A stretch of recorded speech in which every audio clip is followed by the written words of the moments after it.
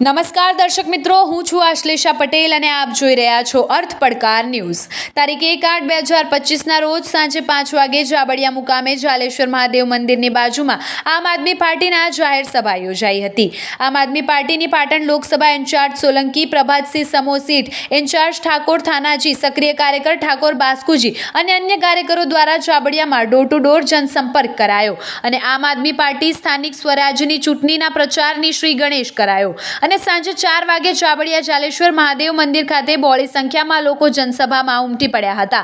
આ જનસભામાં આમ આદમી પાર્ટીના જુજારુ નેતા એસસી સેલ ગુજરાત રાજ્ય પ્રમુખ જગદીશભાઈ ચાવડા, ગુજરાત રાજ્ય શિક્ષણ સમિતિના પ્રમુખ ગણપતભાઈ શક્તિસેન, પાટણ લોકસભા પ્રમુખ પ્રભાતસિંહ સોલંકી, કાંકરેજ તાલુકાના પ્રમુખ જેઠુભા વાઘેલા, કાંકરેજ પ્રભારી રાજાજી ઠાકોર, સવાણિયા સક્રિય કાર્યકર લાડજીજી, સમો સક્રિય કાર્યકર ભરતસિંહજી જાદવ, કણઝરા ઠાકોર દિનેશજી, લુણપુર સોલંકી રાજભા તેમજ મહિલા મોરચા સક્રિય કાર્યકર કિંજલબેન, પાટણ લોકસભા સક્રિય કાર્યકર જગદીશ કાકા મુખ્ય મહેમાન અને પ્રવક્તા તરીકે હાજર રહેલ।